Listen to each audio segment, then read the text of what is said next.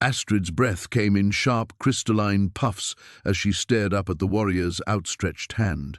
Her children, Emma, barely 6, and Thomas, 4, pressed closer against her sides, their small bodies trembling beneath the inadequate wool cloaks that had seemed so fine in her husband's manor just days ago. Now those same cloaks were stiff with ice and offered little more protection than parchment against the Norwegian winter. The storm that had been clawing at them with vicious intensity moments before now swirled in lazy spirals around the Viking's massive frame. Snow that should have been driving horizontally through the air drifted down like summer petals, and the wind that had been shrieking through the bare birch trees now hummed with an almost musical quality. "Mama," Emma whispered, her voice barely audible through chattering teeth. "The man, he's so big." Thomas said nothing, but his grip on Astrid's arm tightened until his small fingers felt like iron bands through her sleeve. Poor children, they had been through too much these past days, watching their grandmother's cold dismissal when the debts were revealed, overhearing hushed conversations about arrangements and profitable marriages for children barely out of swaddling clothes. They trusted her to keep them safe, but how could she when she had led them into this frozen wasteland with nothing but desperate hope and dwindling supplies? The Viking's hand remained steady, patient. His palm was broad enough to encompass both her hands, scarred and weathered, yet somehow emanating warmth that she could feel even through the frigid air between them. Most unsettling of all were his eyes, grey as a winter sea, but holding depths that spoke of centuries rather than decades. "Your children grow cold," he said, his voice that same impossible blend of authority and gentleness. "And you have traveled far from safety." It wasn't a question. Somehow, this stranger knew she was running, knew she was lost, knew she was at the end of her strength and her options.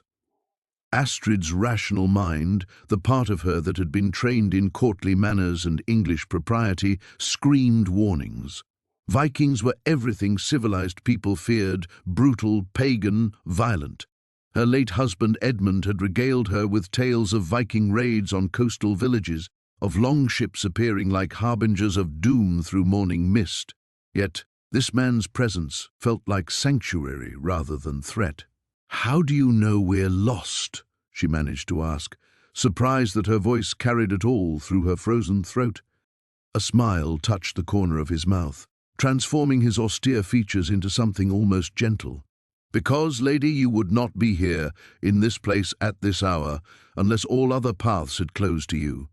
The truth of his words hit her like a physical blow. 3 days ago, she had been Lady Astrid Blackwood, mistress of a prosperous manor, surrounded by servants and comfort and the illusion of security. Then Edmund's mother had summoned her to the solar with that awful smile, the parchment spread across the oak table like instruments of torture. "Debts," the old woman had said with relish. "More debts than you could imagine, my dear." Edmund was creative with his investments. But not to worry, the children are still valuable. Young Emma especially. The Earl of Westmarch has been looking for a bride for his eldest son, and he's willing to pay handsomely for good bloodlines. She'll only need to wait a few years. Astrid had listened in growing horror as her children's futures were bartered away like market goods. Thomas to a monastery. They take Oblates young, and his keep would be minimal. Emma to a marriage contract that would see her wedded and bedded before her 15th year to a man already past his 40th. So she had run, taken what coin she could gather, bundled the children in their warmest clothes, and fled into the night like a common thief. She had thought to reach the port at Trondheim, perhaps book passage on a merchant vessel back to her family in England, but the storm had caught them on the second day, and she had lost the road in the swirling snow. They had been wandering in circles ever since, her supplies dwindling, her hope growing thin as the ice forming in her hair. Now this warrior stood before her like something from the old stories her Norse nursemaid used to whisper, tales of gods who walked among mortals and spirits who could command the elements themselves. The rational part of her mind insisted it was exhaustion and cold, making her imagine the way the snow seemed to obey him, the way the very air grew warmer in his presence. But her children were dying by degrees in this frozen wilderness, and she had no other choices left. "Where?" she whispered, looking up at him. "Where would you take us?" "Somewhere warm," he said simply. "Somewhere safe. Somewhere the storms of this world cannot reach you."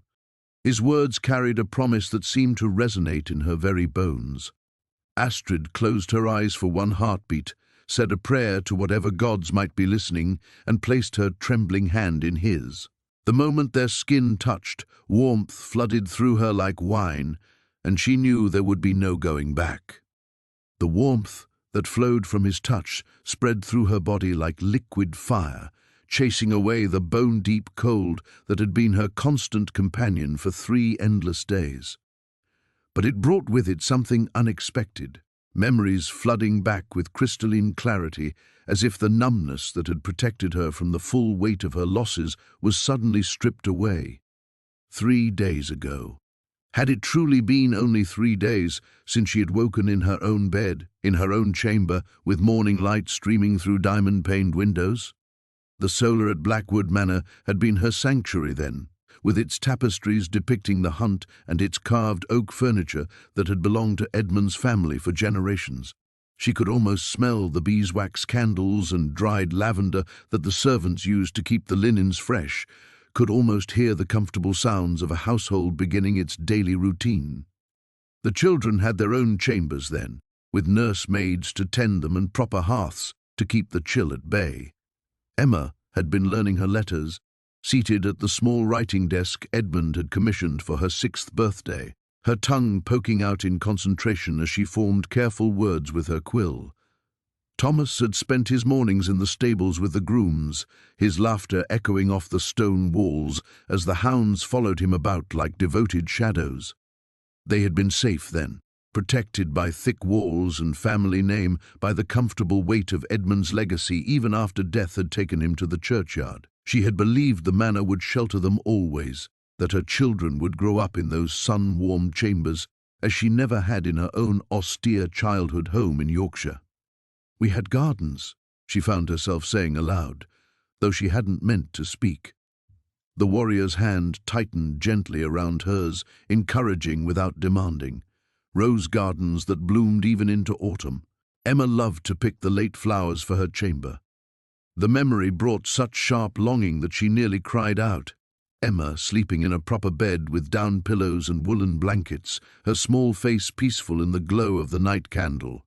Thomas racing through corridors that belonged to him, where every servant knew his name and indulged his endless questions about horses and hawks and how the world worked. She had given them routines that felt eternal in their predictability. Morning prayers in the chapel, with sunlight painting jeweled patterns through the stained glass.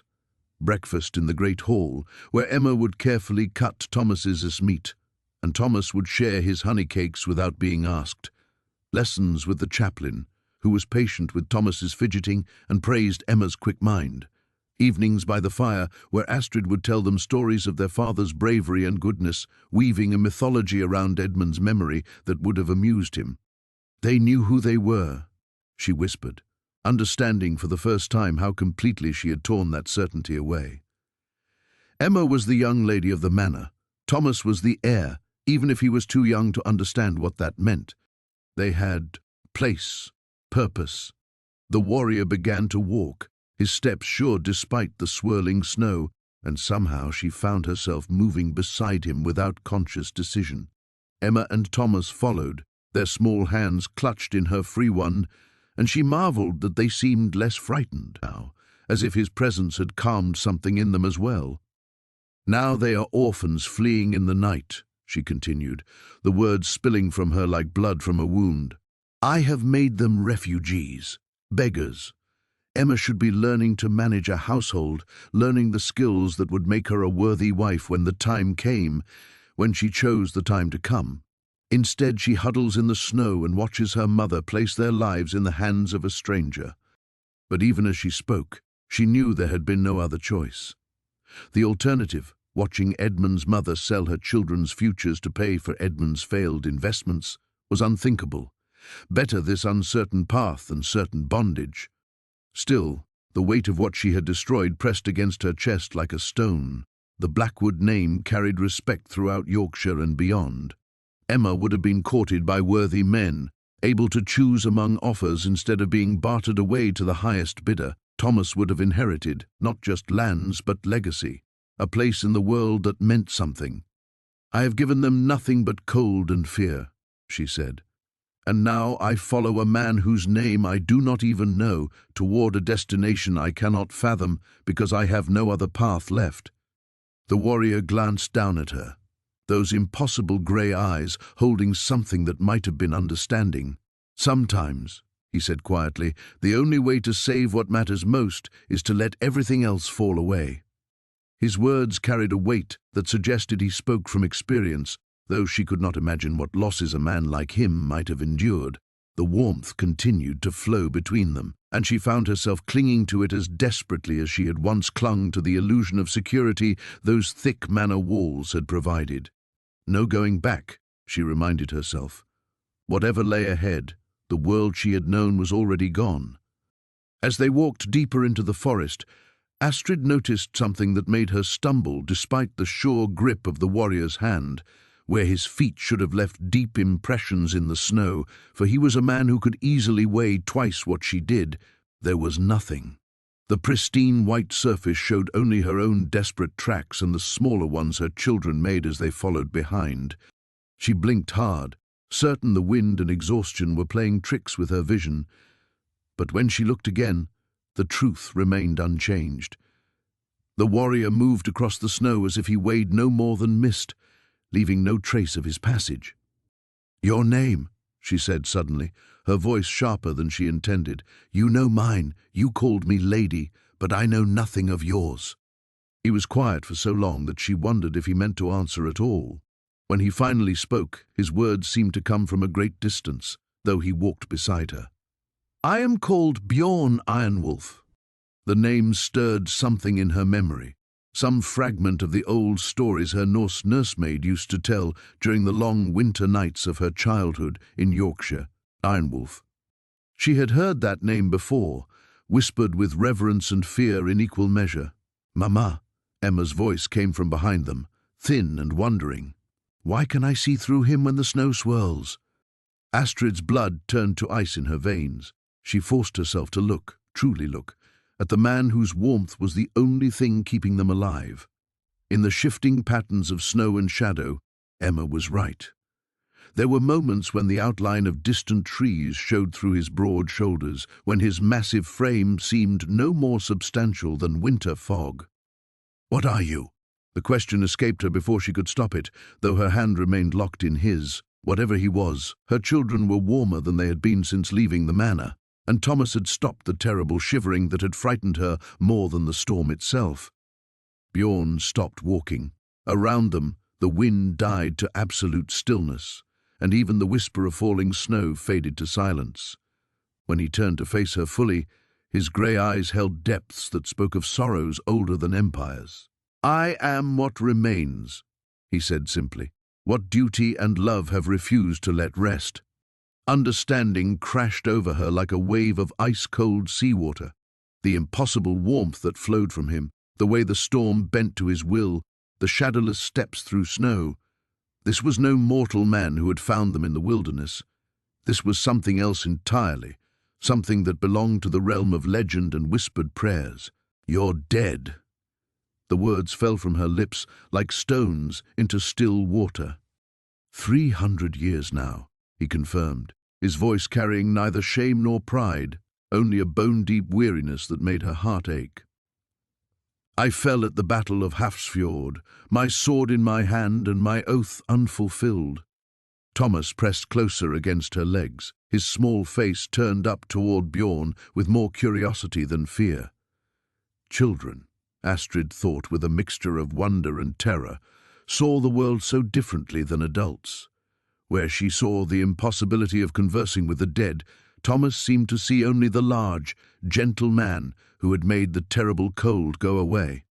"But why?" she began, then stopped. What did the reasons matter?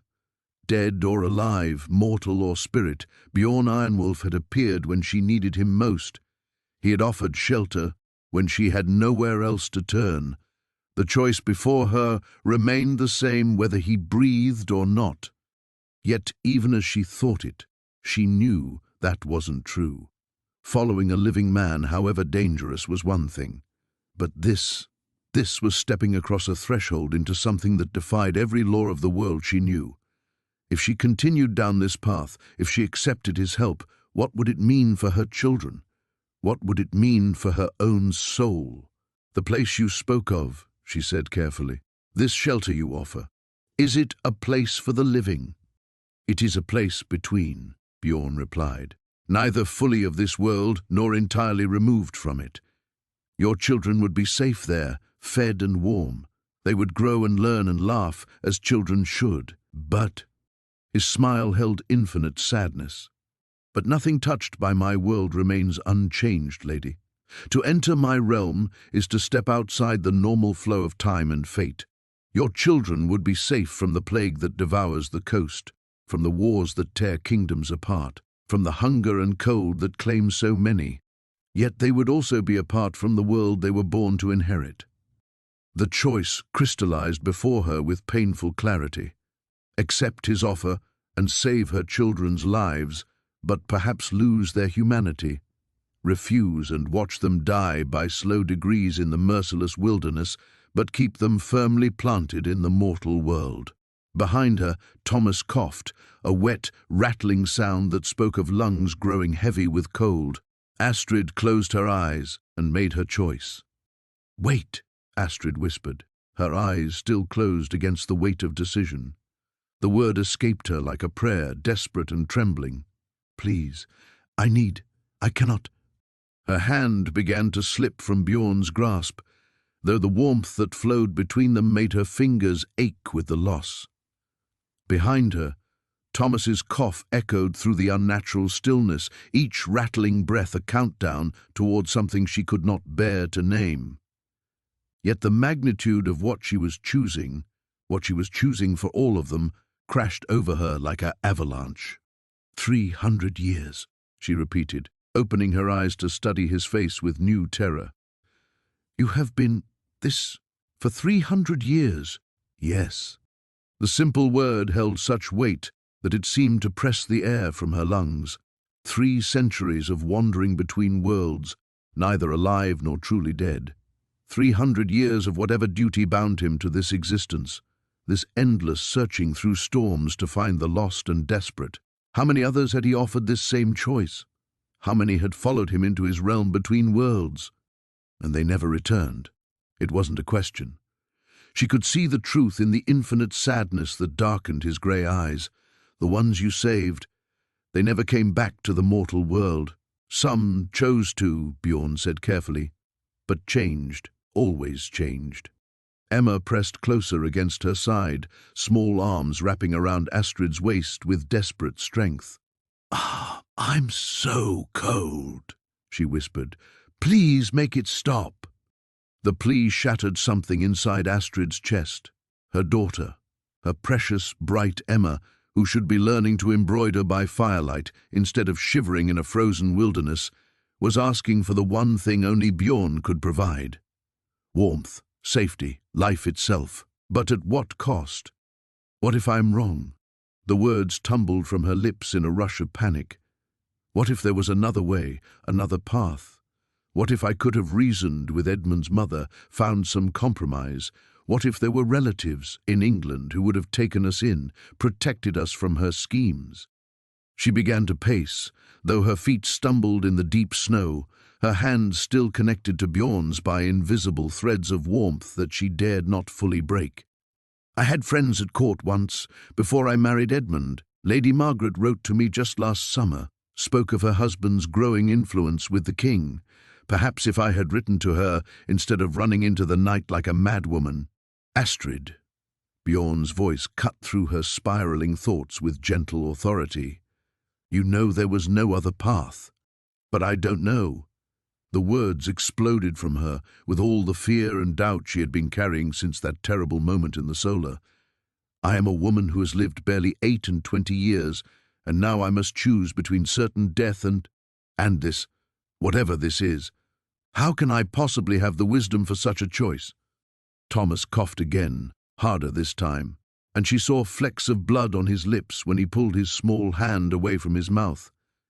The sight drove all other thoughts from her mind. In the space of 3 days, her son had gone from a robust boy who could spend hours in the stables to this fragile child whose lungs rattled with each breath. "They will die if I choose wrongly," she whispered, "and they will be lost to the mortal world if I choose rightly." "How is that any choice at all?" "Because death offers no second chances," Bjorn replied. "What I offer, however changed, still allows for hope." But even as he spoke, Astrid could see the weight those words carried for him. Hope, but at a price he had been paying for 3 centuries. She thought of her children growing up in his realm between worlds, safe from plague and war and hunger, but also removed from everything that would make them truly human. Would Emma ever know the simple joy of falling in love with a mortal man? Would Thomas ever inherit lands of his own, ever father children who would carry on the family name? "I am damning them either way," she said, her voice breaking. "Let them die here. And I am a mother who could not protect what she loved most. Take them with you, and I am a mother who stole their humanity for the sake of mere survival." The wind began to pick up again, as if the unnatural stillness that surrounded Bjorn was beginning to fray under the weight of her doubt. Snow swirled between them, and she felt the terrible cold creeping back into her bones as her certainty wavered. "Choose quickly," Bjorn said, though his tone remained gentle. "The storm will not wait for your comfort with the decision." But comfort seemed an impossible luxury. Every instinct she possessed screamed warnings in different directions, leaving her paralyzed between equally devastating futures. The cold bit into her like teeth, sharp and merciless, as Bjorn's warmth began to fade with her hesitation. Thomas doubled over with another coughing fit, and this time when he straightened, his lips had taken on a blue tinge that made Astrid's heart seize with terror. Emma's small body trembled against her side, no longer just from cold, but from the bone-deep exhaustion that came before collapse. There is no choice, she realized with sudden, crystalline clarity. There never was. "Yes," she whispered, the word torn from her throat like a piece of her soul. "Yes, I will come with you." The moment the words left her lips, the world shifted around them. The howling wind that had been building died to absolute silence, and the snow that fell now seemed to glitter with its own inner light. Bjorn's warmth surged back through their joined hands, stronger than before, and she felt something fundamental change in the space between one heartbeat and the next. "Mama?" Emma looked up at her with wide, trusting eyes. "Are we going somewhere safe now?"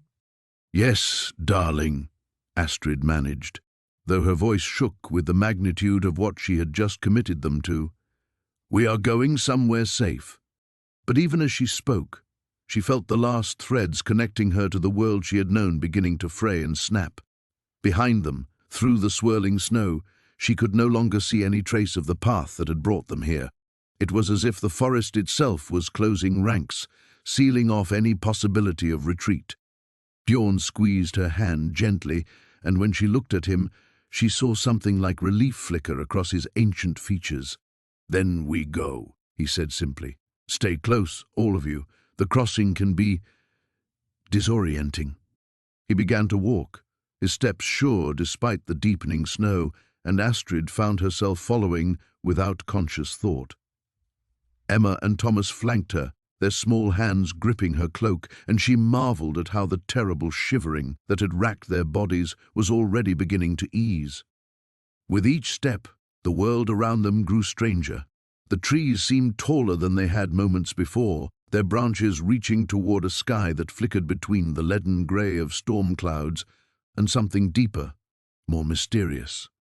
Stars appeared and disappeared in patterns that followed no earthly constellation, and the snow beneath their feet gave way to ground that felt solid, yet somehow yielded no sound when they walked upon it. "Where are we going?" Thomas asked, his voice stronger than it had been in hours. The blood was gone from his lips, and colour was returning to his cheeks with each breath. "To a place that exists between the worlds," Bjorn answered, his deep voice carrying easily in the strange, muffled atmosphere. "A refuge I have maintained for those who need sanctuary from the storms of mortality." Astrid felt a chill that had nothing to do with cold, between the worlds. She had committed her children to something beyond her understanding, stepped across a threshold she could never cross back over. Yet with each step Thomas took without stumbling, with each breath Emma drew without that terrible wheeze, she felt her conviction strengthen. "I am saving them," she told herself fiercely. "Whatever the cost, whatever the consequences, I am saving their lives." The landscape continued to shift around them, familiar forest giving way to something that belonged more to dream than reality. Ancient standing stones rose from the snow at impossible angles, carved with symbols that seemed to writhe and change when she looked at them directly. In the distance, she could hear the sound of running water, though no stream should exist in this frozen wilderness. "How much farther?" she asked, though she was surprised to find she felt no exhaustion despite the distance they had covered. If anything, she felt more energized with each step, as if the strange atmosphere of this place was restoring strength to her bones. "Not far now," Bjorn replied. Then, more quietly, he added, "I should warn you, the others may seem strange at first. They have been in my realm for varying lengths of time. Others?" Emma perked up with sudden interest. "There are other children there?" "Some," Bjorn said carefully, "though time moves differently in my domain. They may not be quite as you expect." Before Astrid could ask what he meant, the trees parted ahead of them, revealing a sight that stole her breath entirely. A village spread before them, its buildings constructed from stone and timber that seemed to glow with warm, welcoming light. Smoke rose from chimneys in lazy spirals, and she could see figures moving between the houses, people who walked and talked and lived, despite being in a realm ruled by one who had been dead for 3 centuries. "Welcome," Bjorn said, his voice carrying a note of something that might have been pride, "to Ironhaven." Astrid stared at the impossible village before them, her heart hammering against her ribs. There truly was no going back now. Whatever they would become in this place between worlds, whatever the cost of the sanctuary Bjorn offered, she had chosen their path. The threshold had been crossed. As they approached the village's edge, the first of the inhabitants came into view, and Astrid understood immediately what Bjorn had meant by his warning. A young woman emerged from between 2 cottages, her dress fashioned in a style that had been popular decades ago, the deep blue wool pristine despite its obvious age. She moved with fluid grace, but there was something in her eyes, a depth that spoke of years far beyond what her youthful face suggested. "Bjorn!" the woman called, her voice carrying the lilting accent of the northern fjords. "You return with guests." "Astrid and her children," Bjorn replied. "They seek sanctuary." The woman's gaze settled on them with curious intensity, and Astrid felt examined, weighed. "I am Sigrid," she said finally, inclining her head with formal courtesy. "I have been here some time." "How long?" Emma asked with the frank curiosity of childhood. Sigrid's smile held shadows. "I arrived when the old king still ruled, child, before the great plague began its march across the lands." She paused, studying Emma's face. "You have your mother's eyes, but there is steel beneath. Good. You will need it here." More figures appeared as word of their arrival spread through the village. An elderly man with a white beard that reached his chest approached, his movements spry despite his apparent age. Behind him came a boy who looked perhaps 12 years old, though something in his bearing suggested he had seen far more than his young face would indicate. "Magnus." The old man introduced himself with a slight bow, "and this is Harold." He gestured to the boy, who stepped forward with careful politeness. "I have been here longest," Magnus continued, his voice carrying the weight of untold years, since the village was hardly more than a few cottages and Bjorn's own hall. Astrid's breath caught. If Magnus had been here since the beginning, since shortly after Bjorn's death 3 centuries ago, Then what did that make him? How old was this man who appeared ancient but moved with the vigor of someone decades younger? Time, Bjorn said quietly, as if reading her thoughts, is more fluid here than in the world you knew. The body finds its balance, settles into what it needs to be. Magnus appears as he was when his wisdom was greatest, Harold as he was when his heart was most true. And Sigrid? Astrid asked, though she suspected she already knew the answer. As I was when I first felt truly alive, Sigrid answered for herself, her hand moving unconsciously to her throat where Astrid glimpsed the edge of a scar beneath her dress. When I chose love over duty, though it cost me everything in the mortal realm. Thomas pressed closer to Astrid's side, overwhelmed by these strange residents who looked young but spoke with the voices of the ancient. Will we become like them, Mama? The question hung in the air like a physical weight. Astrid looked to Bjorn, desperate for reassurance, but his expression remained carefully neutral. That depends, Magnus said gently, crouching down to Thomas's eye level, on what you need most, young one. The village gives each soul what they require to heal, to grow, to find peace, but it is not without cost. What cost? Astrid demanded, her protective instincts flaring. It was Harold who answered, his young voice carrying impossible weariness. Connection to the mortal world grows thin. With each passing season here, the pull of ordinary life weakens. We become more ourselves, perhaps, but less human. Sigrid shot the boy a sharp look. You speak of costs, Harold, but what of benefits? Here there is no plague, no war, no hunger. Children grow strong and learn wisdom. Hearts that were broken find healing. But do they find purpose? Harold countered. Or do they simply find comfort? The debate seemed well worn between them, and Astrid realized she was witnessing something that had played out many times before.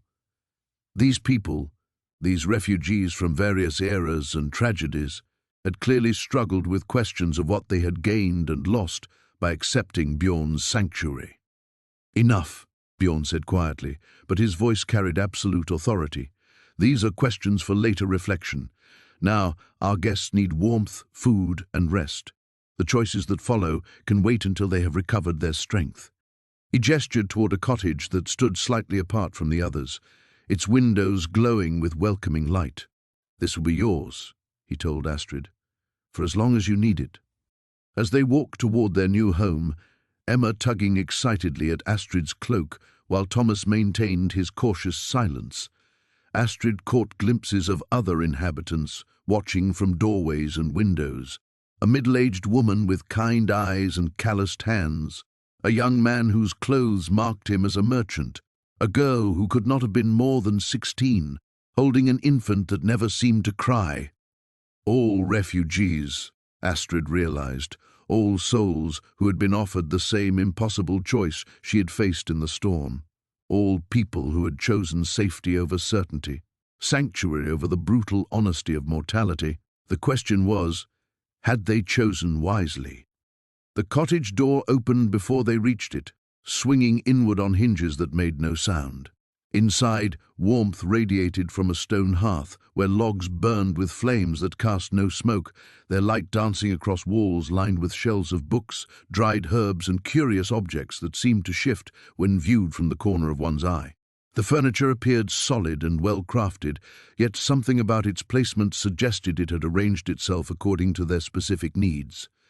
"It knows us already," Emma whispered in wonder, running to touch a small chair that was perfectly sized for her frame. "Look, Mama, it made everything just right." But it was the wrongness of the perfection that made Astrid's skin crawl. Thomas's bed sat precisely where the morning light would best serve his recovering lungs. Her own writing desk occupied the corner where she had always preferred to work, despite never mentioning such preferences to anyone. Even the books on the shelves reflected her interests: histories of England, treatises on herbal medicine, volumes of poetry she had treasured in her father's house. "How does it know?" she asked Bjorn, who had followed them inside and now stood watching her reaction with careful attention. "The village sees what was, what is, and what might be," he replied. It provides what each soul requires to feel at home. The hesitation before those last words sent ice through her veins. At home or trapped?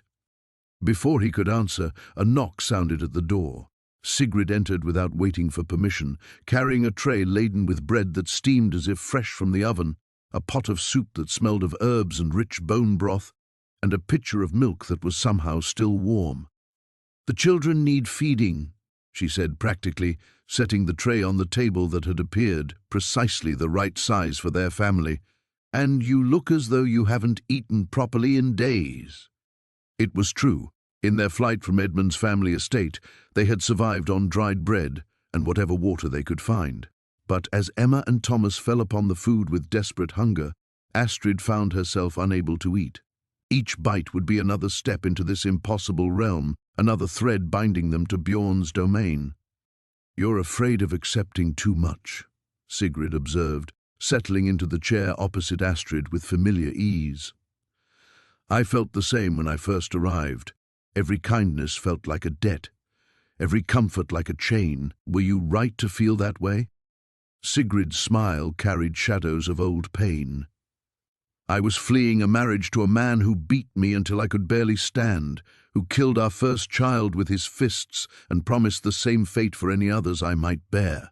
When Bjorn found me bleeding in a snowbank, dying from wounds my husband had given me for the crime of protecting another woman from his attention, I thought accepting his offer would damn my soul." She paused, watching Emma laugh at some whimsy only children could see in the dancing firelight. "Now I understand that my soul was already lost. Here I found it again. But at what cost?" Astrid pressed. Harold spoke of losing purpose, of becoming less human. "Harold is young, even after 50 years in this place," Sigrid replied dismissively.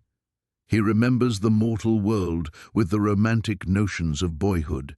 He thinks suffering gives life meaning. That struggle is what makes us human, doesn't it?" The question emerged before Astrid could stop it, and she realized it contained the heart of her fear. In the mortal world, she had been tested, forced to grow, shaped by loss and hardship into someone stronger than the sheltered noble girl she had once been. Here, with all needs anticipated and all dangers removed, what would she become? "Watch Magnus tomorrow," Sigrid suggested. "See how he tends the village gardens, how his knowledge helps newcomers adapt. Observe how I teach the younger women to heal both body and spirit. Note how even Harold, for all his complaints, has become our keeper of stories, preserving the memories of all who find refuge here." She leaned forward, her eyes intense. "We do not become less human, Astrid. We become more ourselves, freed from the daily struggle merely to survive." But as Thomas began to cough again, lighter now, yet still present, Astrid wondered if survival itself was what had given her life shape and meaning. Without the constant threat of loss, would love itself begin to fade? Without the possibility of failure, could success have any true value? "I need air," she said abruptly, rising from her chair. "Will you watch them?" Sigrid nodded, already moving toward the children with practiced maternal instincts. "They are safe here, Astrid. Safer than they have ever been." That was precisely what terrified her. Outside, the village had transformed in the brief time they had been indoors. Lights twinkled in windows like captured stars, and she could hear the distant sound of laughter, music, conversation, all the sounds of a thriving community. Yet something felt rehearsed about it, as if the very happiness of this place had been carefully constructed rather than naturally earned. The question that haunted her was whether that distinction mattered, if the peace was real regardless of its artificial nature, or whether, in accepting this sanctuary, she had traded her children's humanity for the mere illusion of safety. She walked through the village streets, her footsteps silent on cobblestones that remained mysteriously free of snow despite the winter that raged beyond this realm's borders. The perfection of it all pressed against her consciousness like a weight. Every house precisely maintained, every garden path swept clean, every window glowing with warm invitation. It was beautiful, it was peaceful, it was everything she had prayed for during those desperate hours in the storm. So why did it feel like a cage made of silk and starlight? You're fighting it. Bjorn's voice emerged from the shadows between two cottages, his massive frame materializing as if he had been part of the darkness itself. In the strange, timeless light of this place, she could see him more clearly than ever before, the sharp planes of his face, the ancient sorrow that lived behind his eyes, the way he moved with the fluid grace of someone who no longer needed to consider the physical limitations of mortality. Fighting what? She asked, though she knew. The peace, the safety, the promise that your children will never again know hunger or cold or fear. He stepped closer, and she caught the scent of pine forests and winter storms that seemed to cling to him always. You think acceptance of my gift will cost you something essential, won't it? The words burst from her with desperate intensity. In the mortal world, I was forced to become someone I never imagined I could be. When Edmund died, when his family tried to claim my children, when the plague came, each trial taught me something about my own strength. Here, with all struggles removed, what lessons will Emma and Thomas learn? What will they become if they never have to fight for anything? Bjorn was quiet for a long moment, his gaze moving past her to the cottage where her children slept in beds that would never know cold or dampness, protected by walls that would never crumble. When he spoke, his voice carried the weight of 3 centuries of such conversations. Do you know how many mothers have asked me that same question? How many fathers have stood where you stand now, convinced that safety is somehow a betrayal of their children's potential?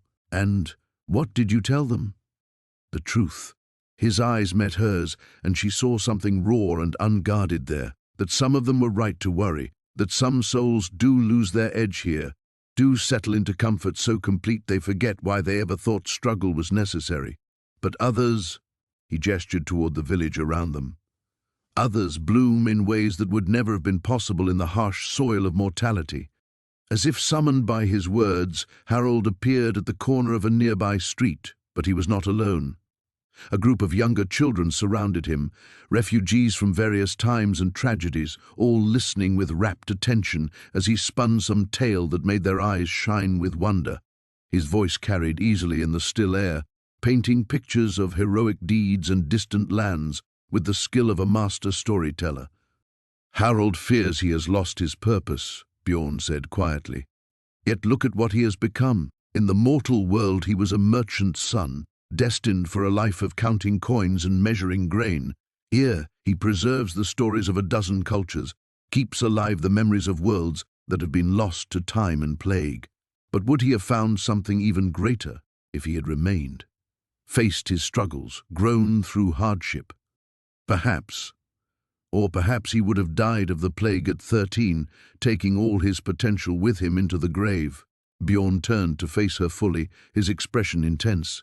You speak of struggle as if it were inherently noble, Astrid, but I have walked the battlefields where good men died for nothing. I have seen children starve while rich men feast. Is the suffering of innocence truly so sacred that it must be preserved at any cost? The question struck her like a physical blow. She thought of Thomas's blood-flecked cough, of Emma's frightened whimpers during their flight through the snow, of all the nights she had lain awake wondering if they would survive until morning. No, she whispered, but without challenges, without the need to grow and adapt and overcome, without the constant threat of death, Bjorn interrupted. The soul has space to explore questions beyond mere survival. Watch Magnus tend his gardens tomorrow. See how he cultivates not just vegetables and herbs, but wisdom itself. Observe Sigrid teaching the young women not just healing, but compassion. They have found purposes here that go deeper than anything they knew in mortal life. Yet even as he spoke, Astrid felt something crucial slipping away from her, some essential connection to the woman she had fought so hard to become, the woman who had defied Edmund's family, who had carried her children through deadly storms, who had chosen uncertain freedom over comfortable captivity. Standing in this place of impossible safety, she realized that her greatest fear was not that her children would suffer in the mortal world, but that in protecting them from all suffering, she might rob them of the chance to discover their own strength. The ordeal was not choosing between safety and danger, It was choosing between the woman she had become through struggle and the woman she might become through surrender. The truth settled over her like a shroud. Astrid stood in the perfect silence of the village, feeling the weight of a choice that would define not just her future, but her children's souls.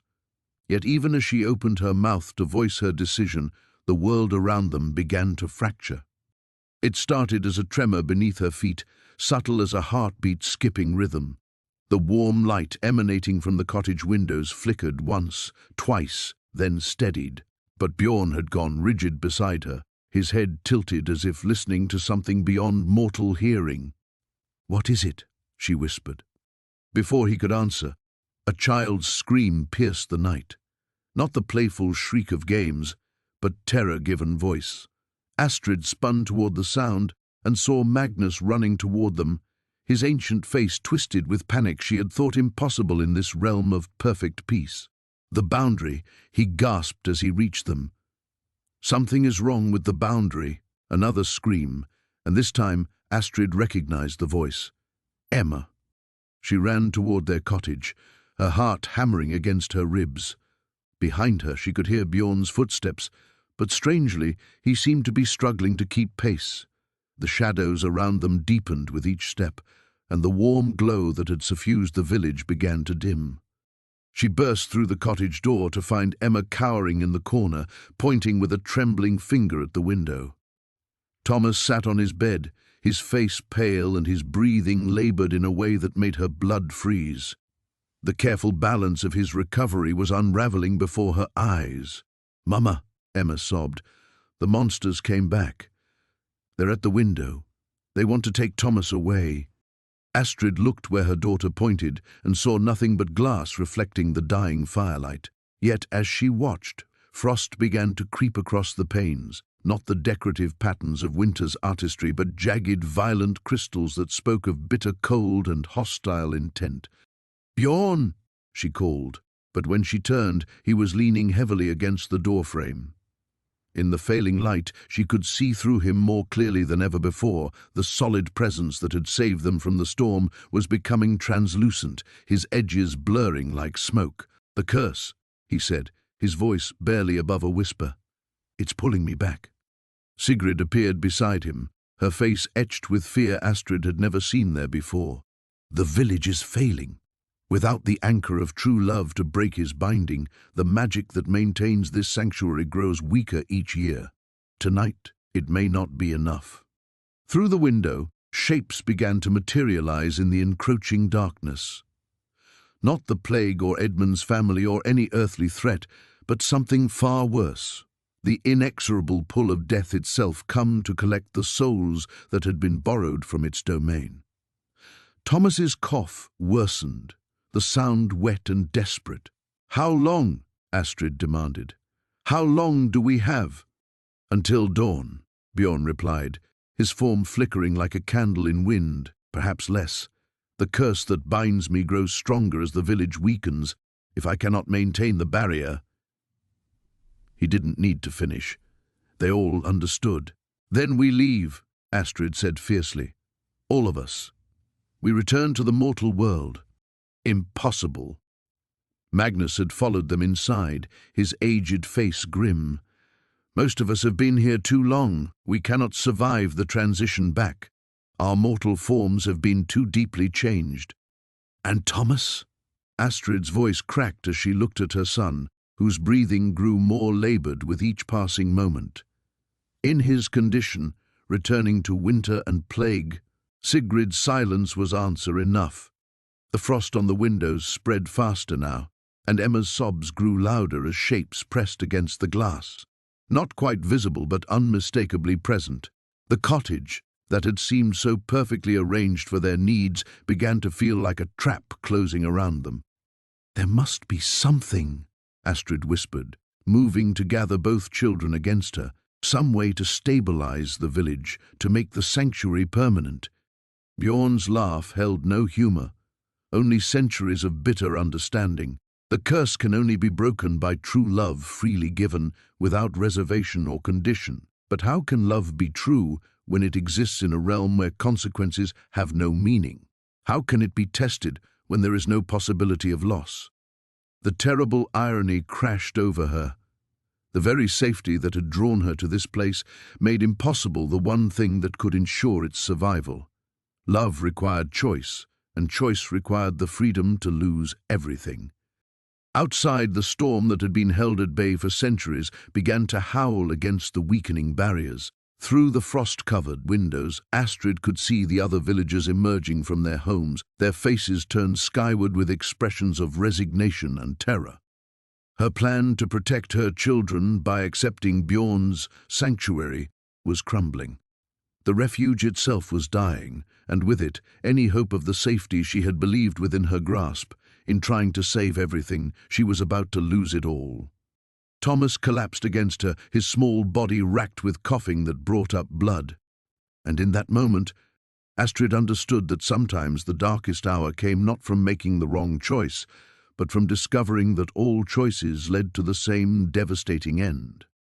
The sight of Thomas's blood on her dress shattered something fundamental within Astrid, and in that moment of absolute despair, a truth blazed through her consciousness with the force of divine revelation.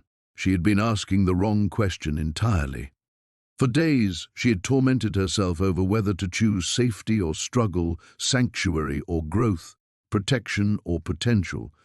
She had weighed her children's souls against their survival, their humanity against their lives, as if these were opposing forces that could never coexist. But watching Thomas fight for each breath, while Emma trembled with terror at shadows only she could see, Astrid finally understood what Bjorn had been trying to tell her. The choice had never been between love and sacrifice, between safety and meaning. The choice was whether to love with conditions or without them. "I've been such a fool," she whispered, the words barely audible above the growing storm. But they cut through the cottage's failing warmth like a blade. Bjorn's translucent form turned toward her, his ancient eyes widening as something shifted in the air between them. The curse that bound him responded to emotional truth the way flames responded to kindling, and Astrid's realization sent ripples through the very fabric of his existence. "Astrid," Sigrid moved closer, her healer's instincts recognizing the change without understanding its source. But Astrid was seeing clearly for the first time since the storm had driven them together. She had loved Edmund with conditions, loving him as long as he provided security, as long as he met her expectations of what a husband should be. She had planned to love Bjorn the same way, accepting his gift as long as it guaranteed her children's safety, trusting him as long as his sanctuary proved permanent. Even her love for Emma and Thomas had been tangled with conditions. She loved them enough to flee Edmund's family, but only because she expected them to grow into worthy adults. She loved them enough to seek safety, but questioned whether that safety might diminish their potential. Her maternal love was real and fierce, but it was love filtered through her own fears and ambitions. "True love freely given," she said, her voice growing stronger as understanding flooded through her. Without reservation or condition, the cottage windows exploded inward. Glass and ice and howling wind filled the space where warmth had been, but Astrid barely noticed. She was staring at Bjorn as his form solidified before her eyes, his edges sharpening from smoke-like translucence to flesh and blood reality. The change was not gradual. It was immediate and absolute, like watching a man wake from 3 centuries of dreaming. "You understand," he breathed, his voice carrying new weight and substance. "I understand that I've been trying to love you safely." The admission tore from her throat with painful honesty. "Loving you as long as you could guarantee my children's future, loving this place as long as it remained perfect, even loving my children as long as they became who I wanted them to be." The storm raging through the broken windows began to change.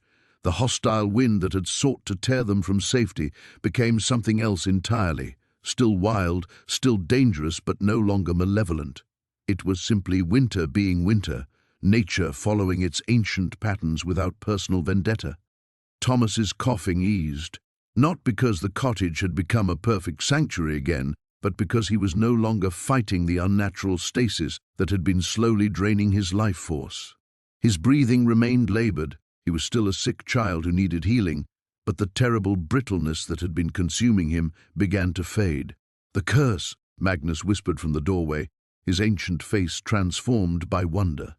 "It's breaking." But Astrid was not finished.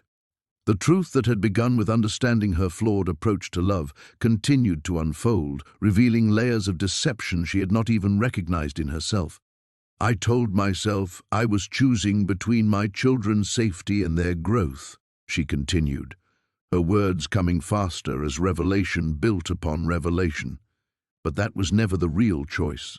The real choice was whether I trusted them to be strong enough for whatever world they inhabited, whether I trusted myself to love them through any outcome, whether I trusted you to be worthy of love regardless of what you could provide." Bjorn stepped toward her through the swirling snow, his movements solid and sure in ways it had not been since the moment they met. "And now?" "Now I choose to love without guarantee." The words emerged with the force of an oath sworn before gods. "I love my children, whether they become strong through struggle or kind through safety.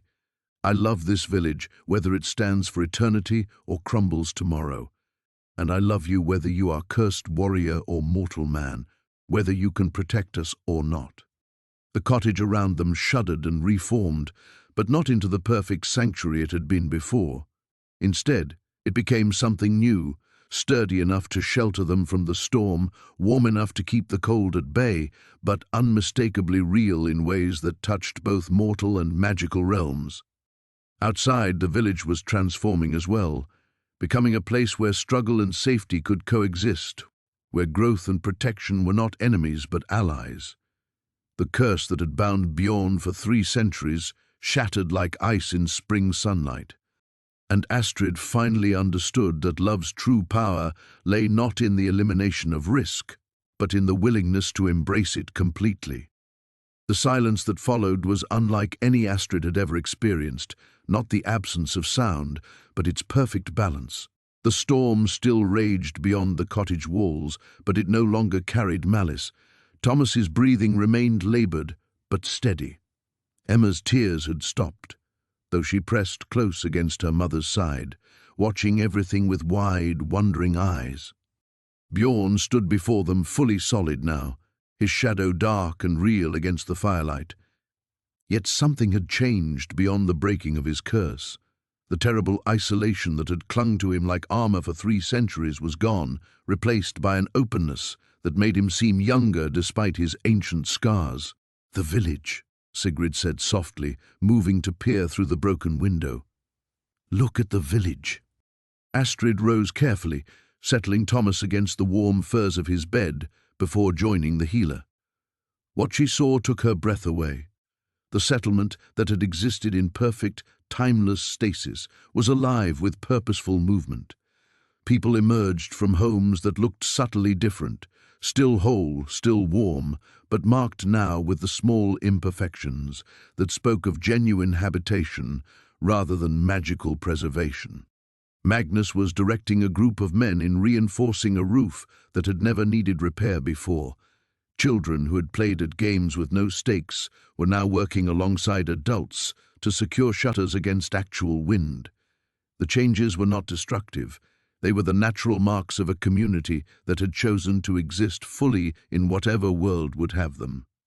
"They remember now," Bjorn said, moving to stand beside her. "Their mortal lives, their reasons for staying, their connections to the world beyond these borders. The curse bound them as much as it bound me, keeping them safe but separate from any reality that mattered."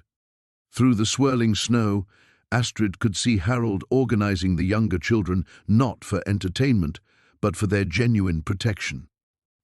His merchant's mind was calculating supplies and resources with the sharp focus of someone who understood that comfort was no longer guaranteed.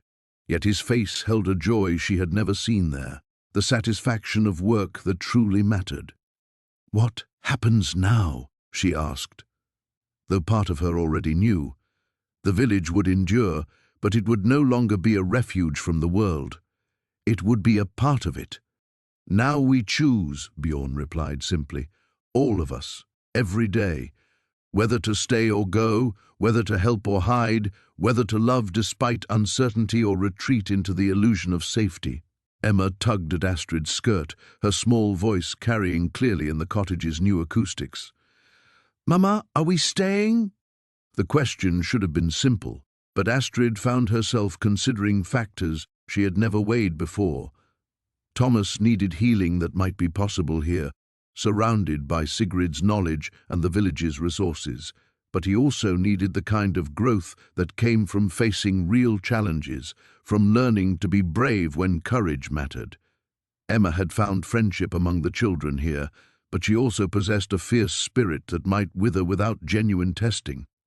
And Astrid herself, what did she need? Not safety, she realized, not guarantees or perfect sanctuaries. She needed the chance to become the woman her struggles had prepared her to be, the mother her children deserved, the partner worthy of a love that had transcended death itself.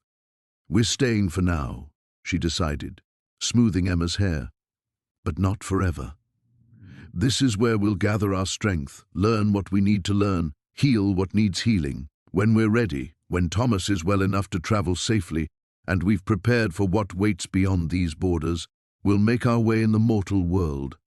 "And if that world has no place for us?" Sigrid asked gently. "If the plague has spread too far, if your husband's family still hunts you?" Astrid looked at Bjorn, seeing in his eyes the same resolve that had carried her through the storm that brought them together.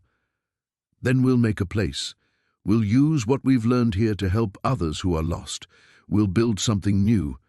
It was ambitious, perhaps impossible. The Black Death still ravaged the countryside.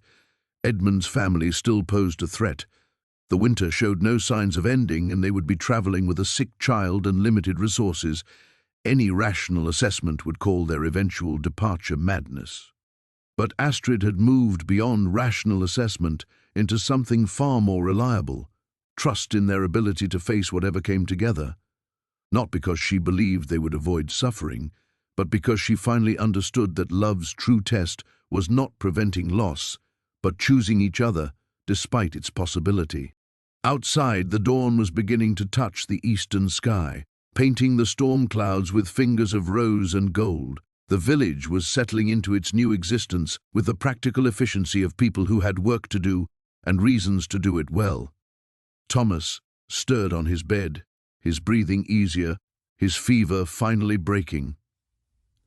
Emma had fallen asleep against Astrid's shoulder, her dreams peaceful for the first time since their flight began. And for the first time in years, Astrid felt genuinely ready for whatever came next. 3 days after the curse shattered, Astrid woke to find Bjorn gone from their bed. The cottage held the quiet warmth of early morning, Thomas's breathing steady and deep, Emma curled beneath furs that no longer carried the unnatural perfection of magical preservation. Everything looked the same, yet felt fundamentally different, real in ways that made her previous existence seem like walking through a dream.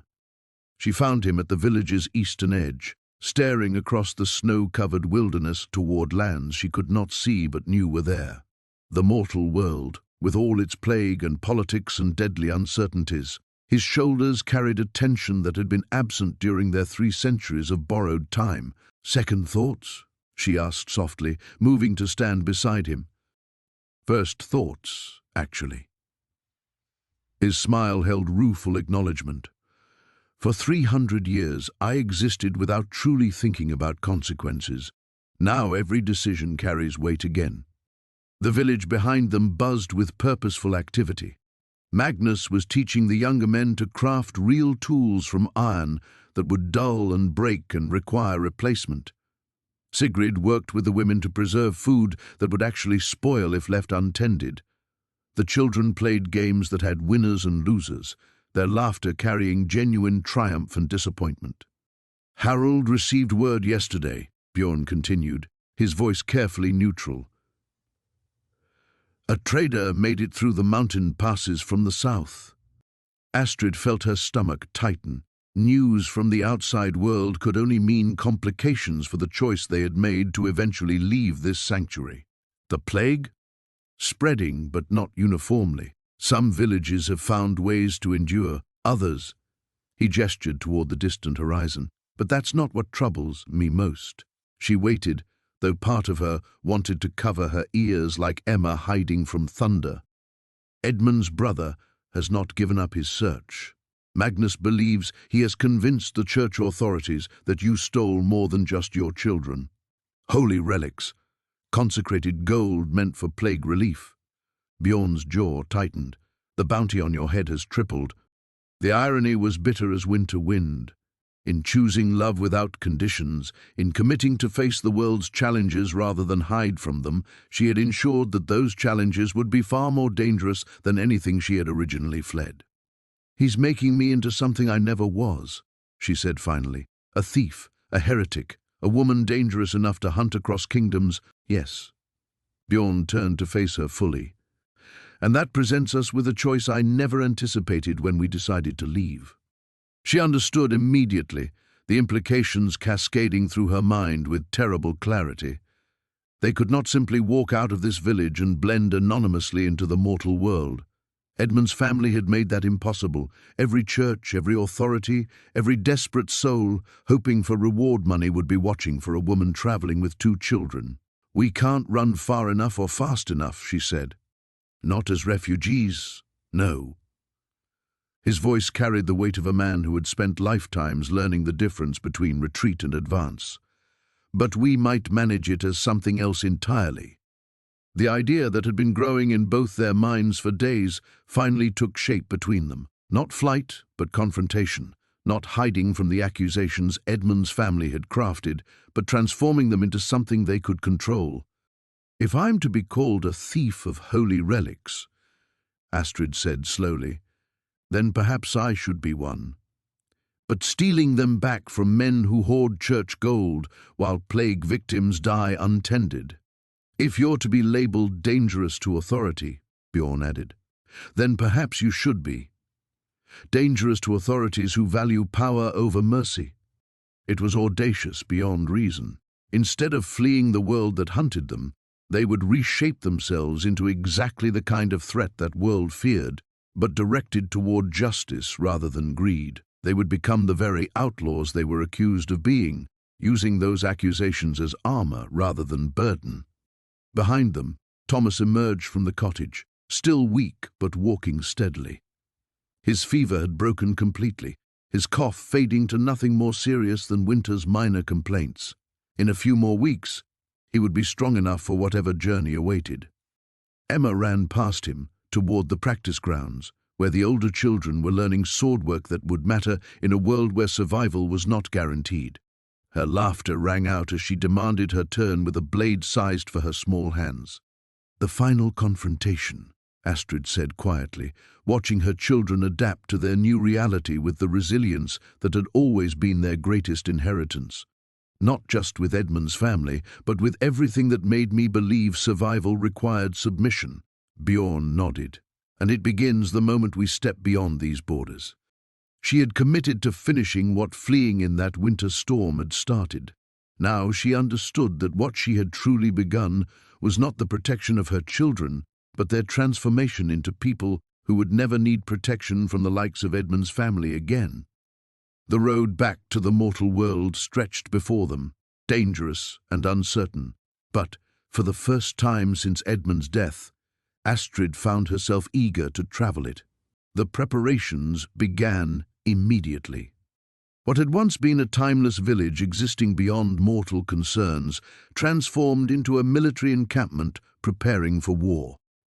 Not the grand battles Bjorn remembered from his mortal life, but something far more complex, a campaign against corruption that would require strategy, resources, and allies they had yet to identify. Magnus spread maps across the Great Hall's central table, documents that had somehow survived 3 centuries of magical preservation. Trade routes, monastery locations, the seats of Edmund's family's power, all marked with the careful precision of a man who understood that knowledge was their most valuable weapon. Your brother-in-law controls more than just family wealth, Magnus explained, tracing lines between various holdings. He has positioned himself as the church's primary distributor of plague relief funds across 3 kingdoms, Holy relics flow through his warehouses. Consecrated gold sits in his coffers while entire villages starve. Astrid studied the network of corruption that had grown around Edmund's death like infection around a wound. Her husband had been weak, easily manipulated, but she had never understood the full scope of what his family had built using his noble connections as foundation. "We cannot simply steal from him," she said, her finger hovering over the map's most heavily marked locations. "That would make us exactly what he claims we already are." Bjorn agreed, his voice carrying the tactical thinking of a warrior who had survived countless impossible battles. "We document everything we take. Every coin, every relic, every resource meant for plague relief that found its way into private hands instead. We create a record that even church authorities cannot ignore."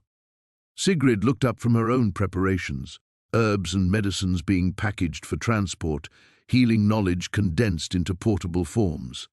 "And when those authorities prove as corrupt as the men we're exposing, then we bypass them entirely." Astrid's plan crystallized as she spoke, growing bolder with each word. "We take the stolen relief directly to the villages that need it. We become the distribution network the church claimed to be but never was." The audacity of it struck them all silent. They were planning to become precisely what Edmund's family accused them of being, thieves of holy property, while simultaneously proving those accusations false through their actions. They would steal back what had been stolen, redistribute what had been hoarded, and force the corrupt to face the evidence of their own crimes. "The children," Harold said quietly from the doorway, where he had been listening with the careful attention of a man calculating odds. "Emma and Thomas cannot be part of this directly." "They won't be." Astrid's voice carried absolute certainty. "This village becomes our base, our sanctuary between missions. They stay here with Sigrid and the others, learning what they need to learn, growing strong in safety while we work to make the outside world worthy of their eventual presence."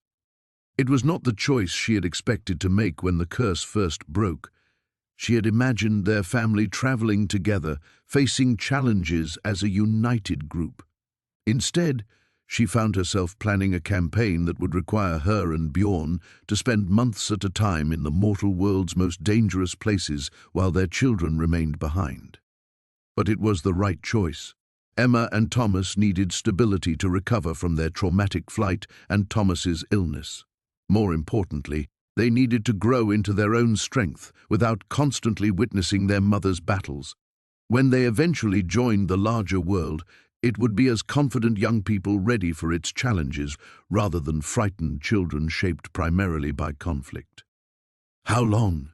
Emma asked from beside Harold, her small voice cutting through their planning with devastating directness. "How long will you be gone?" The question Astrid had been avoiding faced her with the brutal clarity that children brought to adult complications. There was no way to predict how long their campaign would take, how many corrupt networks they would need to expose, how many villages they would need to reach before the work felt complete. "I don't know," she answered honestly, kneeling to bring herself to Emma's eye level. "But I know we'll come back. Every time we leave, we'll come back. And every time we return, you'll be stronger, and we'll have made the world a little safer for people like us." Emma studied her mother's face with the unsettling perception that had always made her seem older than her years. "Will you be different when you come back?" The question revealed an understanding that cut straight to the heart of what they were planning. Yes, she would be different. The woman who returned from months of systematic theft, careful documentation, and dangerous redistribution would not be the same person who had once believed survival required only finding adequate shelter. "I'll be who I was always supposed to become," Astrid said finally. "The person your father's death started me toward, the person our flight through the storm continued shaping, someone strong enough to love you without fear."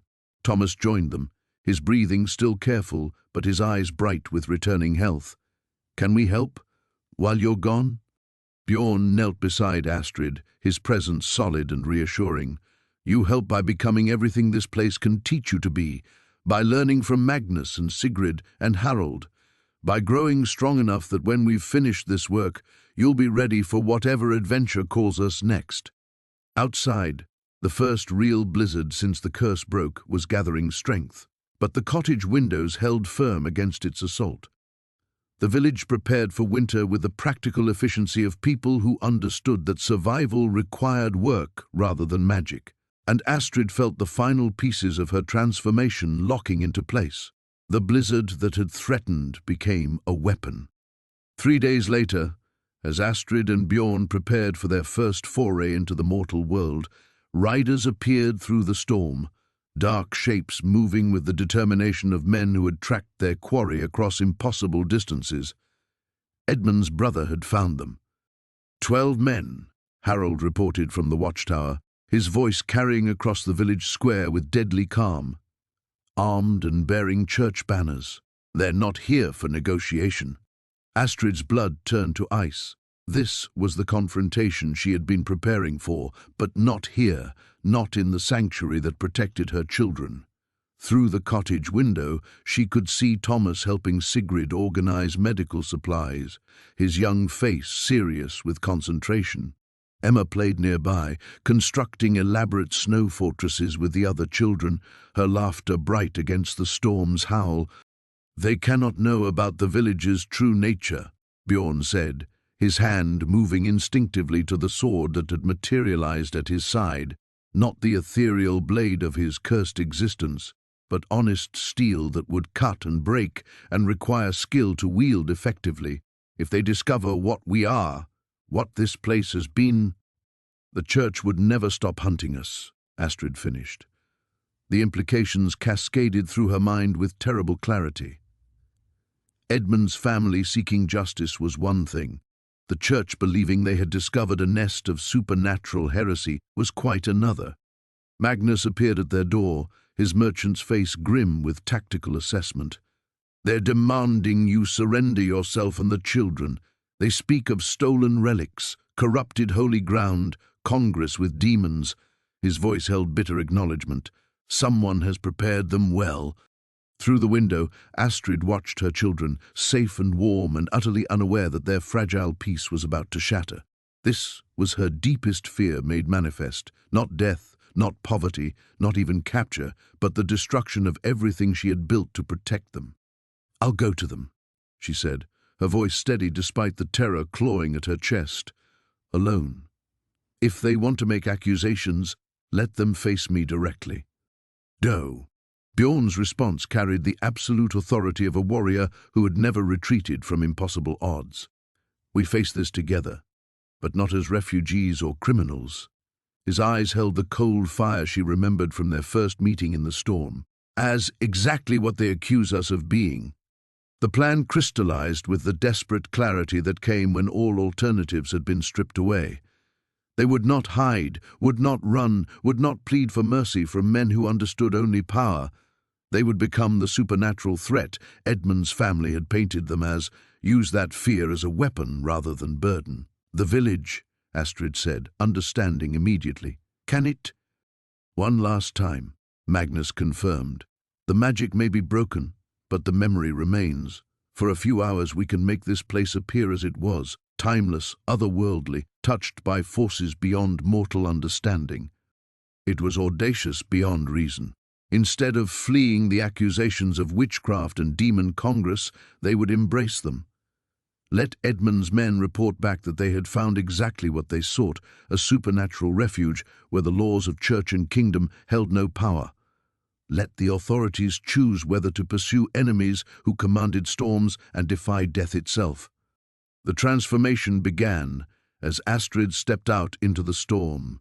The village shimmered, edges blurring until it resembled the impossible sanctuary it had been for 3 centuries. The cottages took on their ethereal glow, the paths beneath her feet felt solid despite showing no tracks, and the very air hummed with otherworldly presence. Bjorn emerged beside her, and for the first time since the curse broke, he cast no shadow in the snow. The riders had stopped at the village's edge, their horses stamping nervously at the threshold between mortal world and something far older. Edmund's brother dismounted, his fine clothes and church documents looking suddenly fragile against the supernatural display before him. "Lady Astrid Blackwood," he called, his voice carrying the formal authority of legal proceedings. "By order of His Holiness and the Crown, you will surrender yourself and the stolen children to face judgment for crimes against God and kingdom." Astrid walked forward, each step deliberate and unhurried, until she stood at the boundary between worlds. The storm swirled around her without touching her skin. The snow beneath her feet showed no prints. Behind her, the village gleamed with impossible beauty. "I am exactly where I belong," she said, her voice carrying across the wind with supernatural clarity. "The question is whether you are brave enough to follow."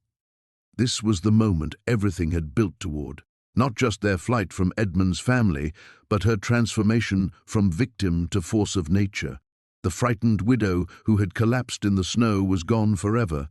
In her place stood a woman who commanded storms and loved beyond death, who would protect her children not through submission but through becoming something their enemies could never hope to defeat. Edmund's brother took a step backward, his certainty cracking like ice beneath spring sun. The confrontation had begun.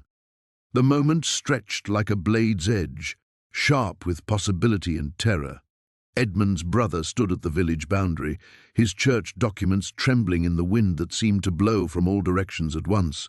Behind him, his men shifted uneasily, hands moving to weapons that suddenly felt inadequate against the impossible sight before them. Astrid felt the weight of her choice crystallizing. She could retreat into the village's protection, let its ancient magic shield them while Edmund's family reported their failure to locate her, safe, hidden, forever looking over her shoulder. Or she could step forward into the storm and claim the power that everyone already believed she possessed.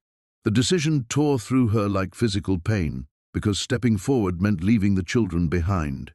Not just for this confrontation, but for everything that would follow. To become the supernatural threat Edmund's family had painted her as, to embrace the accusations and transform them into weapons, she would need to walk away from the very people she had fought so hard to protect. They could not follow where she was about to go. "Mama?" Emma's voice cut through the wind from the cottage doorway, small and uncertain. Astrid's heart shattered. Her daughter stood silhouetted against the warm light, Thomas beside her, both of them watching with the wide eyes of children who sensed that something momentous was happening but could not yet understand its shape. Behind them, Sigrid's reassuring presence offered comfort that Astrid herself could no longer provide. This was the sacrifice the choice demanded, not her life. She had been prepared to give that from the beginning. Her presence, her daily love, the simple, ordinary moments of motherhood that had been her anchor through every storm. "I have to go with them," she said, the words falling like stones into still water. Not surrender, transformation, but not as their prisoner. Bjorn moved to her side, understanding immediately. "The children will be safe here, safer than they've ever been, but we become the storm they fear," she finished. She turned toward Emma and Thomas, memorizing their faces in this moment before everything changed forever. "I love you both beyond measure. Remember that. Whatever you hear about me in the days to come, whatever stories reach you, remember that every choice I make is built on that love." Emma's eyes filled with tears she was too proud to shed. "You're leaving us." "I'm going ahead of you," Astrid corrected gently, "into a world that is not yet safe for children like you. When I return, you will be older, stronger, ready for whatever we face together. And that world will be different because of what I'm about to do." Thomas stepped forward, his young face serious with premature understanding. "Will you still be our mother when you come back?" The question pierced deeper than any blade. Would she? The woman who walked away from this cottage into Edmund's brother's custody, who embraced the accusations and transformed them into weapons, who spent months or years stealing back corrupted church gold and redistributing it to plague victims. Would that woman still be the mother who had once sung lullabies and bandaged scraped knees? "I will be the mother you deserve," she said finally, "the one who is strong enough to love you in a world that does not always protect the innocent." She kissed them both, holding them close enough to memorize the feel of their small bodies against hers, the scent of their hair, the sound of their breathing. Then she stepped back, straightening into the woman she was choosing to become. "Take care of each other," she told them. "Learn everything Magnus and Sigrid and Harold can teach you. Grow strong and brave and kind.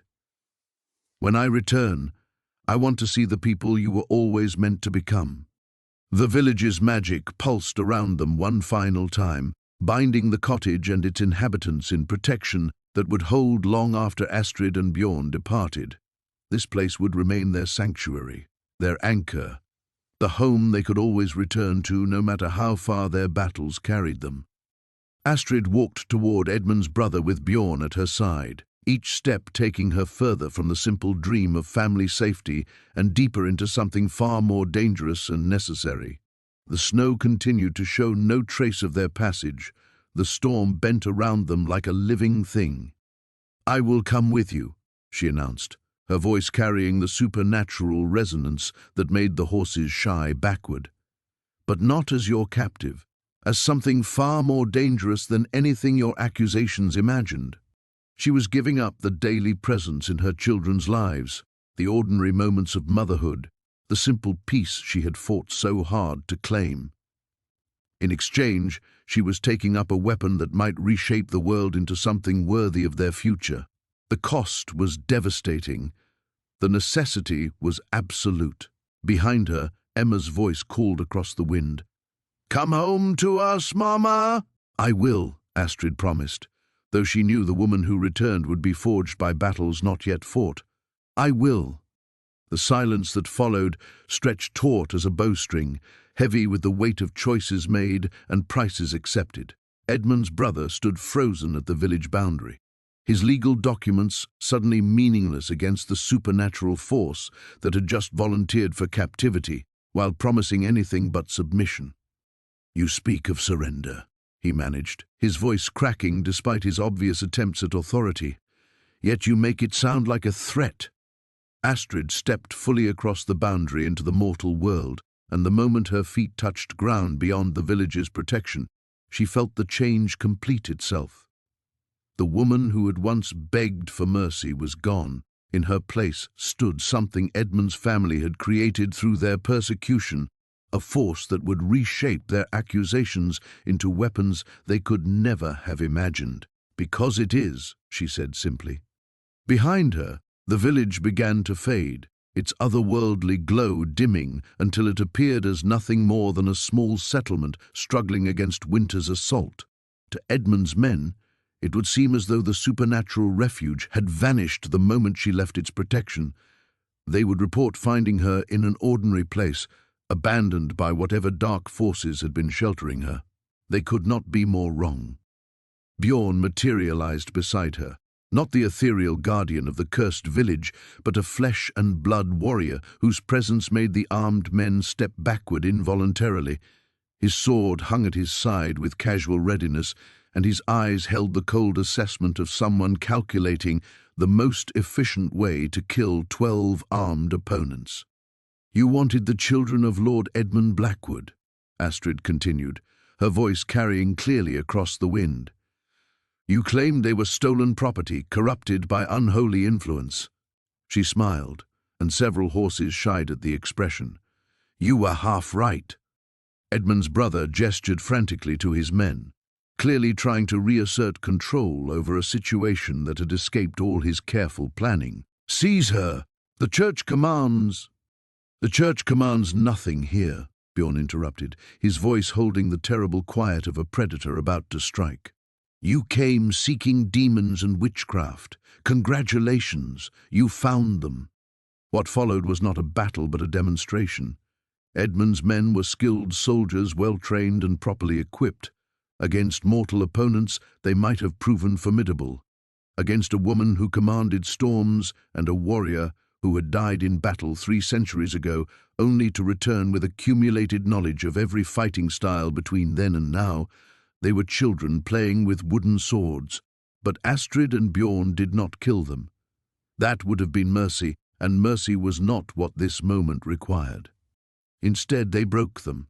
not their bodies, though several men would carry interesting scars back to their masters, but their certainty, their understanding of how the world worked, their comfortable assumption that church authority and crown justice could reach anywhere they chose to extend.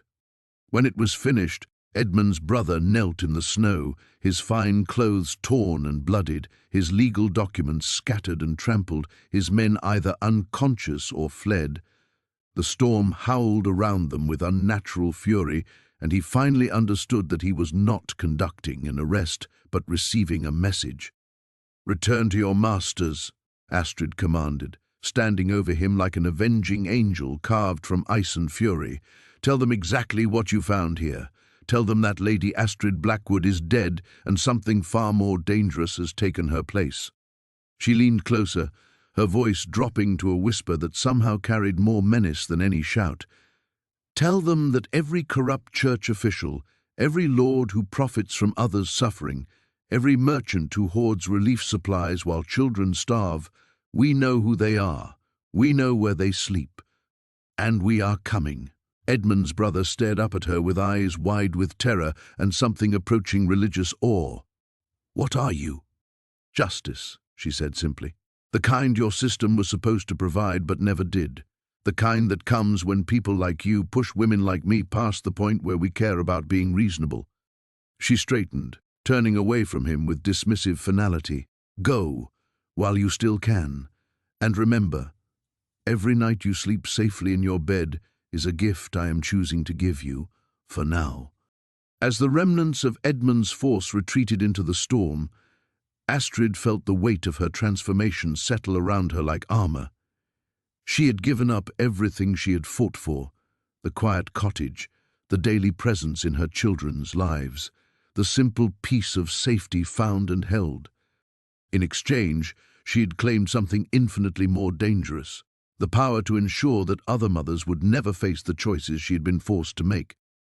Behind her, barely visible through the swirling snow, the village waited. Her children waited, the life she had temporarily abandoned in order to forge a world worthy of their future. The work was just beginning. The storm's fury began to ebb as the last of Edmund's men disappeared into the white distance, leaving only the whisper of wind and the distant glow of the village that still held everything Astrid loved most in this world. She stood motionless in the snow, feeling the weight of what she had just chosen settle into her bones like the cold itself. "It's done," she said, though the words felt inadequate for the magnitude of what had just shifted. Not just the confrontation, but the fundamental alteration of who she was and what her life would become. Bjorn moved beside her, solid and present, in a way that still caught her by surprise. "The easy path is closed to us now. It was never truly open." Astrid turned toward the village, toward the warm light spilling from cottage windows where her children waited with questions she wasn't yet ready to answer. "I was fooling myself to think we could simply disappear into peace." The walk back felt longer than the distance warranted, each step carrying her further from the woman who had fled into the storm 18 months ago and closer to something she was still learning to understand. When she reached the cottage door, she paused, her hand on the wooden latch that separated her from the last moment of their old life. Inside, Emma and Thomas sat by the fire with Magnus, their faces turning toward her with expressions that broke her heart. Hope warring with the terrible understanding that everything was about to change again. "We heard the fighting," Emma said quietly. Her daughter's voice carried new notes, the careful control of someone learning to guard her emotions.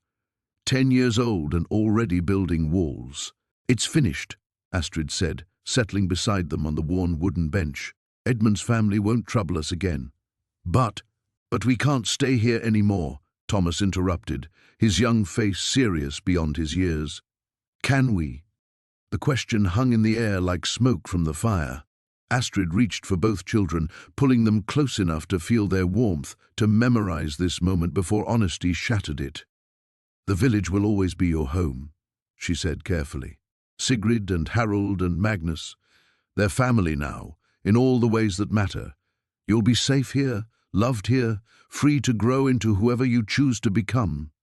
Emma pulled back, studying her mother's face with the devastating perception of a child who had learned too young to read between spoken words. "But you won't be here." It wasn't a question. Astrid felt tears threaten, fought them down. This conversation required strength, not sorrow. "For a while, I have work to do in the wider world, work that will make it safer for children like you." She cupped Emma's face gently. "The people who hurt your father's family, who would have sold you to pay their debts, they're not the only ones. There are others suffering what we suffered, and I can help them now." "Because you're different," Thomas said. Not quite accusation, but not acceptance either. "Because of what happened when the curse broke. Because I choose to be different." The distinction mattered. "I could return to being Lady Astrid Blackwood, could try to reclaim your father's lands through proper legal channels, could spend years fighting in courts that favor men like Edmund's brother, or I can become something those courts have no power over." She gathered them both closer, her voice dropping to the intimate tone reserved for bedtime stories and shared secrets. "Do you remember the tale Magnus told about the winter wolves? How they were once ordinary creatures who chose transformation to protect their packs?" Emma nodded slowly. "They became something fierce and strange, but they never stopped loving their families." "Exactly." Astrid kissed the top of her daughter's head, breathing in the scent of her hair. "I may become fierce and strange, may walk paths that good ladies aren't supposed to know exist, but I will never stop being your mother. Every choice I make, every battle I fight, every corrupt official I terrify into doing what's right, it's all built on my love for you." Bjorn appeared in the doorway, his presence adding weight to her words. "Your mother is choosing to become a force of justice in a world that has little enough of it. That's not a burden you should carry, but it's a legacy you can be proud of." The children looked between their mother and the man who had become something like a father, through protection and presence, processing implications too large for their young minds to fully grasp. "How long?" Emma asked finally. "I don't know," Astrid answered with painful honesty. "Long enough to make a difference. Long enough to ensure that what happened to us doesn't happen to others. And then you'll come home." "Then I'll come home." The promise felt both sacred and terrifying. Changed, probably, carrying stories you may not want to hear. But home. Outside, snow continued to fall, but gently now, without the supernatural fury that had marked their confrontation with Edmund's forces. The village settled into its quiet evening rhythms, its people safe behind walls that love and sacrifice had built. Tomorrow would bring the beginning of her new path. Tonight belonged to family. The years passed like seasons, each one carrying Astrid further from the frightened widow who had collapsed in the snow and deeper into the legend she had chosen to become. When she finally returned to the village, not for a visit but to stay, the woman who walked through its shimmering boundaries bore little resemblance to the one who had left. Her hair had grown long again, streaked now with silver that caught the light like spun moonbeams. Her clothes were practical rather than noble, worn leather and dark wool that spoke of nights spent sleeping rough and days spent travelling between villages that existed on no lord's map. But it was her eyes that carried the true weight of transformation. They held depths that spoke of powers claimed and prices paid, of justice delivered in forms the church would never sanction. Emma met her at the cottage door, no longer the frightened child who had hidden behind her mother's skirts, but a young woman of 15, with her grandmother's steady gaze and her father's stubborn jaw. She studied Astrid for a long moment, taking in the changes with the careful assessment of someone who had learned not to assume anything about the world. "You kept your promise," Emma said finally. "I told you I would come home." Astrid reached out tentatively, still uncertain of her welcome after 3 years of absence marked only by occasional letters and gifts that appeared without explanation. "Though I wasn't sure you would still consider this home." Emma stepped forward and embraced her fiercely, the gesture speaking what words could not. Over her daughter's shoulder, Astrid saw Thomas emerge from the cottage, taller now. His voice deepened into something approaching manhood, but his smile exactly as she remembered. "Magnus said the stories reaching us were probably exaggerated," he said, though his tone suggested he wasn't entirely convinced. "About the mysterious woman who appears wherever the plague strikes hardest, who somehow ensures that relief supplies reach the desperate, instead of disappearing into corrupt officials' coffers." "Stories grow in the telling," Astrid replied diplomatically, though they all knew the truth was likely stranger than any tale. That evening, the village gathered, as it always did when important stories needed sharing. Astrid sat beside the great fire with her children flanking her, Bjorn a steady presence at her back, and told them what she could of the years between. Carefully edited, focused on the villages saved and the children fed rather than the methods that had made such salvation possible. "The plague is ending," she said, watching flames dance in the hearth that had once been the center of her desperate prayers. "Not through any miracle, but because it has simply run its course. The world that emerges will be different. Smaller populations, changed power structures, opportunities for those who know how to seize them." "And you helped shape that change," Magnus observed, his old eyes knowing. "Where I could." Astrid's fingers found Emma's hand, marveling at how strong her daughter had grown. "But that work is finished now. The foundations are laid for others to build upon." "So you're staying?" Thomas asked, hope and wariness warring in his voice. "I'm staying."